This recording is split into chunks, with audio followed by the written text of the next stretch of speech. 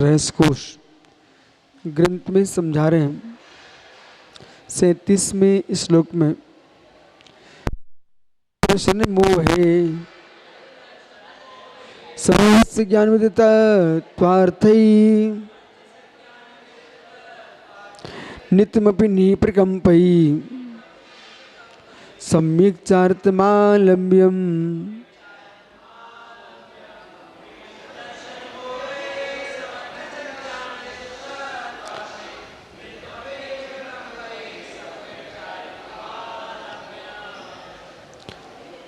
विगलित दर्शन मोहे, जिसका दर्शन मोहनी कर्म नष्ट हो गया है, और समंजस ज्ञान, जिन्होंने सम्यक ज्ञान को प्राप्त कर लिया है, तत्वार्थ ही तत्वार्थ को जाना, सम्यक ज्ञान के माध्यम से तत्वार्थ को जान लिया है। नित्यमपि नहीं प्रकंपई, जो नित्य ही सदाकाल अकंपम, चलयमानता से रहित, चंचलता से रहित, दृढ़ चित्त वाले ऐसे महापुरुषों द्वारा सम्यक चारित्मा आलम्यम, सम्यक चारित्र ग्रहण जो है आलम्बन करने योग्य है। इन्होंने बोल दिया है कि चारित्र धारण करो, लेकिन शर्त क्या रखी है? नित्यमपि निह प्रकंपे। इसलिए मैं बार बार बोलता हूँ यशोधर सागर जी, असमर्थ लोग मार्ग को दूषित करते हैं, तो जिनमें सामर्थ्य नहीं है। अब जैसे कि कोई एक जीव है, पद्म काला जी है, अपन इनको पकड़ते हैं, ये कह रहे हैं हमें महाराज बनना है, लेकिन हमको गर्मी सहन नहीं होती है, तो हमको पंखा भी चाहिए, कूलर भी चाहिए, एसी भी चाहिए, और बिहार चलेगा तब भी एसी लेके चलेंगे रास्ते में, ठीक है। फिर और क्या दिक्कत है? हमारे लिए आहार चाहिए पूरा अंदर फ्रिज का रखा हुआ सामान, पर मुनि बनना है। तो भाई ऐसे असमर्थ आदमी को तुम मुनि बना करके जैन धर्म की हंसी क्यों कराना चाहते हो? ऐसी क्या आवश्यकता है कि आप कुछ करने चाहते नहीं हो और मुनि बनना है? आप अच्छी बात है श्रद्धा से श्रावक रह करके मुनियों की सेवा करो। आपके नंगे होने से जिन शासन की बदनामी क्यों कराना चाह रहे आप? और फिर कहीं तुम प्रभावी हो गए, पुण्य तुम्हारा चमक गया पूर्व का, प्रभावी हो गए, तो आपके प्रभाव में ये क्रिया सामान्य हो जाएगी। और जो मूल कठोर साधना कर रहे हैं उनका पुण्य नहीं है तेज, तो परिणाम ये निकलेगा उनका उपहास होगा और तुम्हारे ऐसा कीर्ति के राग में असंयम की पुष्टि होगी। समझ में आ रहा है कि नहीं? इसलिए आचार्य महाराज के नित्यमपि निह प्रकंपे, जो शुभदा भोगी हैं उनसे पहले एक बार पूछ लो आपका भोजन पानी क्या रहेगा। देखो शिवसार भविष्य में आपने दीक्षा दी, आचार्य बने, शिष्य बनाए, तो ये भीड़ बढ़ाने की कोशिश नहीं करना, संयम को बढ़ाने की कोशिश करना। शीतलाचार तो व्यक्ति स्वयं पा लेता है, कोई गुरु नहीं सिखाते, शीतलाचार व्यक्ति स्वयं खोजता रहता है। पर इतने कड़क नहीं रहेंगे ना तो भगवान महावीर के मूल सिद्धांतों का लोप ही हो जाएगा। जो मात्र नहीं, वो लालच का जुड़ाना बेकार है। अपन को उसमें तुरंत अच्छा लगता है, जुड़ जाएगा, जब आगे आता ना उसके बाद बड़ा दुष्परिणाम निकलता है। पूरी संस्कृति हमारी विकृत हो जाएगी, परंपरा ही विकृत हो जाएगी। उसको कैसे करने का? जैसे कि नीति शास्त्र कहता है कि जो व्यक्ति आपके चबूतरे पे बैठने लायक, उसके चबूतरे बिठाइए, उसे कक्ष में लेके मत जाइए। जो व्यक्ति कक्ष तक जाने का, उसको रसोई घर में लेके मत जाइए।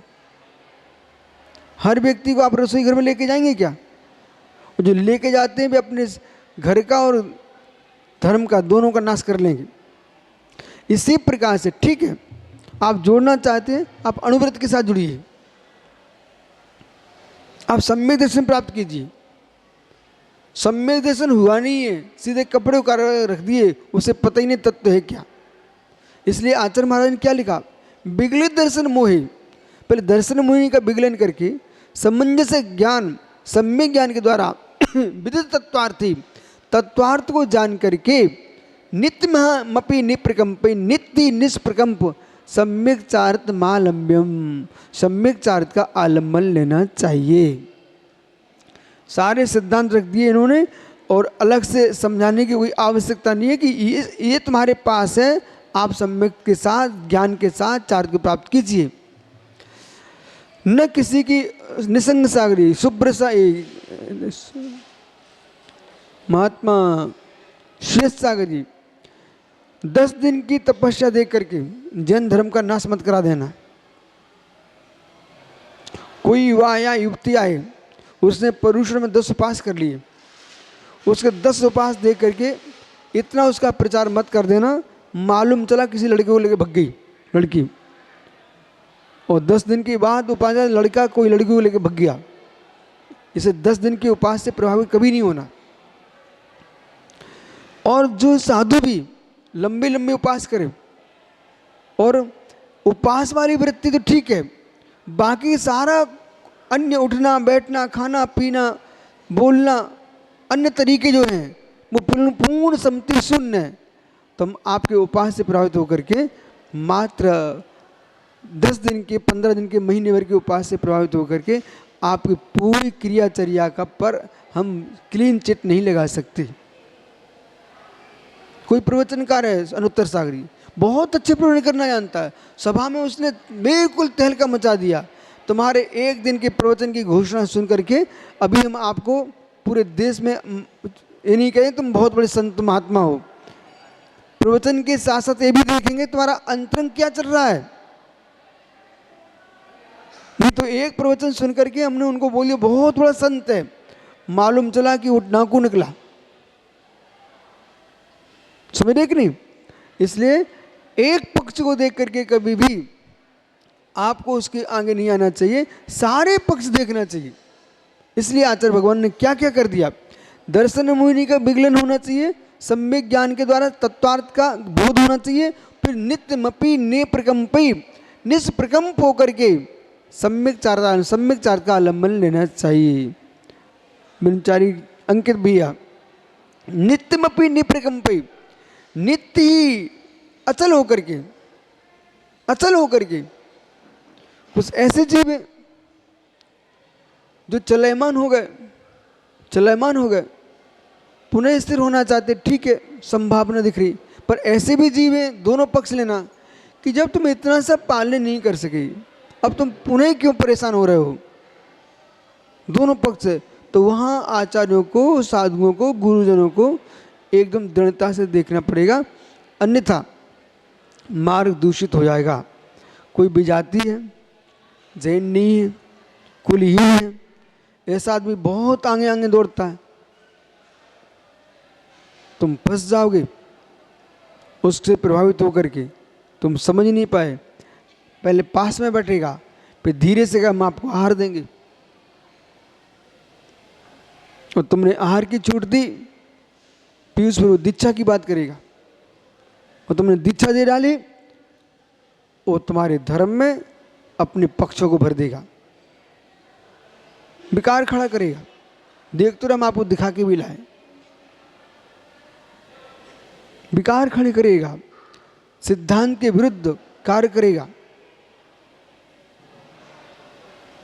व्यक्ति घूम रहे हैं, टायरों पर घूम रहे हैं, जहाज़ों पर घूम रहे हैं, गाड़ियों में घूम रहे हैं, और कह रहे भाई पूजा करो, पूजा करवा रहे हैं, सारी सुख सुविधाएं भोग रहे हैं, उत्तर दक्षिण पूर्व पश्चिम से पैसा संग्रह कर रहे हैं, और पैसा संग्रह करके जो दान दे रहे हैं वे बेचारे सामान्य जीवन जी रहे हैं, और वे दान लेकर के अपना राज्य कर रहे हैं। इसलिए वो पूर्व पुण्य के औदिक भाव में आकर के किसी व्यक्ति से प्रभावित नहीं होना है, चारित्र गुण को देखना चाहिए। और कुछ रट्टम रट्टा वाले प्रवचन होते हैं, उन प्रवचनों को सुनकर के प्रभावित नहीं होना। आप तत्व कितना परोस रहे हो, 4-6 दिन सुनूंगा ना तब पता चलेगा कि बोला रट्टम रट्टा वाला कितना कार्यक्रम है और तत्व ज्ञान कितना गहरा है।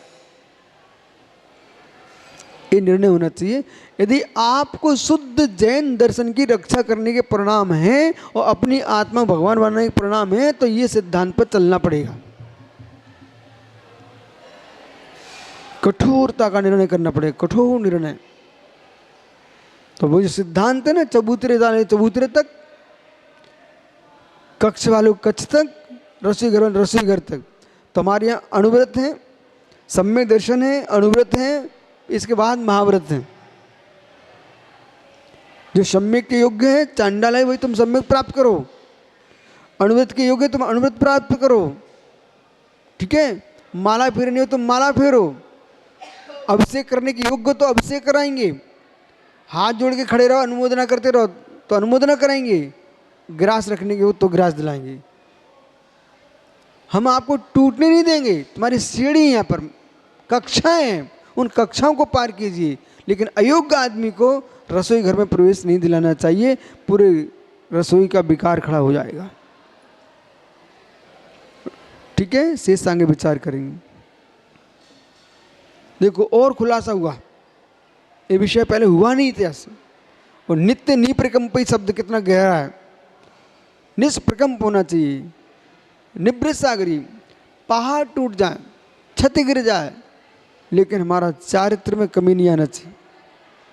अंतरंग का बहिरंग का भी, बहिरंग चात्वीय मच्छे पालन करेंगे और परिणामों की विशुद्धि को भी सुरक्षित रखेंगे। समझ रहे होगी,